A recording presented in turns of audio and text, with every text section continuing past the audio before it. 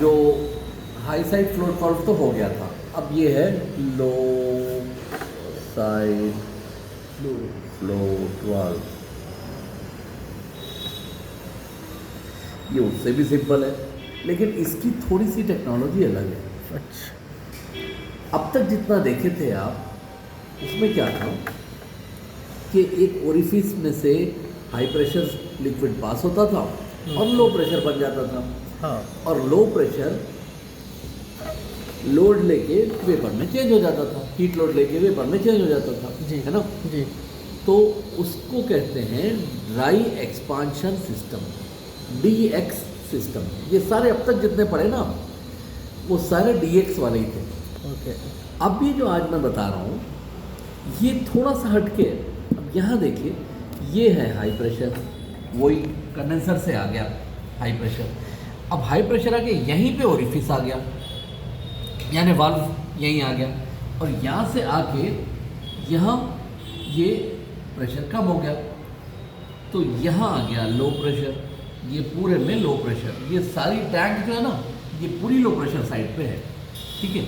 तो अब ये जो लिक्विड है वो जमा करें। अब तक कभी ऐसा नहीं जमा करते थे, जमा कहाँ करते थे, जब साथ का साथ वो वेपर में चेंज हो जाता था और हीट ले लेता था। तो इस टैंक में लो प्रेशर लिक्विड को जमा किए, और क्या कर रहे हैं कि इसी टैंक के अंदर इवापोरेटर के ट्यूब्स डाल दिए।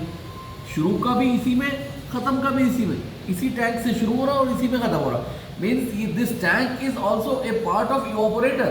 ओके, तो इस ये टैंक में लो प्रेशर लिक्विड है, इस टैंक को भी अगर यहाँ भी उसको थोड़ी सी हीट लगी, वो हीट लेके यहाँ वेपर में चेंज हो जाएगा, क्योंकि ये लिक्विड लो प्रेशर का है ना।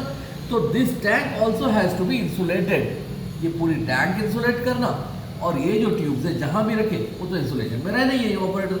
तो ये टैंक भी इवापोरेटर का ही हिस्सा होगी। अब क्या हुआ कि जैसे ही यहाँ हीट आई, क्योंकि ये लिक्विड लो प्रेशर का है, तो वो जैसे ही हीट मिली तब इवापोरेशन होगा। इवापोरेशन होते टाइम पे उसको हीट लेना ऐसा नहीं है। जैसा हीट लोड आया, ये पूरा लो प्रेशर लिक्विड से इवापोरेटर भरा है और टैंक भी भरी है। टैंक के तो अतराफ में इंसुलेशन हो गया, हाँ। और ये जो है इवापोरेटर, ये इवापोरेटर उस हिस्से में रखे जहाँ पे कूलिंग चाहिए। तो जैसे ही इसको हीट लगी, तो लो प्रेशर होने की वजह से it is forced to evaporate. Low pressure liquid भरा है, तो वो जैसे ही हीट मिली, वो तलाश में समझ लीजिए हीट की। जैसे ही हीट मिली, वेपर बना, और वेपर बन के एक बबल बन गया। थोड़ा वेपर बना, ये बबल, दूसरा बबल, तीसरा बबल। अब अंदर से बबल तो ऊपर उठेंगे। बबल उठते उठते यहाँ आ गए, और यहाँ से ये ऊपर आ गए, और यहाँ से लिक्विड अंदर भर गया फिर से, है ना। तो लो प्रेशर लिक्विड तो यहाँ तैयार है कि एक बबल बने और उसकी जगह ये आ जाए। और एक खास बात ये है कि यहाँ से लिक्विड सक्शन लाइन का है, सक्शन लाइन ला के टैंक में दे दिए। अब तक क्या होता था, ट्यूब का आखिरी हिस्सा कंप्रेसर को चला जाता था। यहाँ से ये लिक्विड वेपर बनाएगा, तो ये टैंक के ऊपर के हिस्से में जमा होंगे, तो ये सक्शन लाइन में से वेपर जाएगा। तो लिक्विड जाने का कोई चांस है? कंप्रेसर में लिक्विड अंदर होने का कोई चांस ही नहीं है। और यहाँ पे जब कंप्रेसर चल रहा है और उसको यहाँ ये ऊपर की खाली जगह में तो लिक्विड आ नहीं सकता, ये तो आना है वेपर ही। तो यहाँ क्या होगा, वैक्यूम क्रिएट हो जाएगा, बराबर। तो ये एक तरह से खिंचाव यहाँ पैदा हो गया, वैक्यूम पैदा हो गया। तो this liquid is forced to evaporate. ये लिक्विड को मजबूर किया जा रहा है कि जल्दी से जल्दी हीट लो, ताकि ये वैक्यूम टूटे।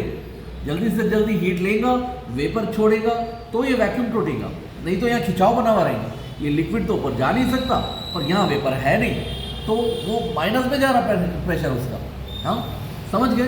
तो ये जल्दी से जल्दी और ज़्यादा से ज़्यादा इवापोरेशन होगा, ज़्यादा से ज़्यादा कूलिंग देगा, और कंप्रेसर को कोई धोखा है ही नहीं।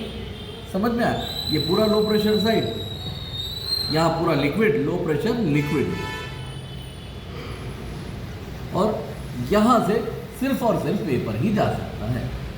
Low pressure vapour, LP vapour. कितना सेफ हो गया। लेकिन ये भी वही है मामला, छोटी मोटी जगह पे काम नहीं करता, बड़ी जगह पे ही काम करेगा। समझ में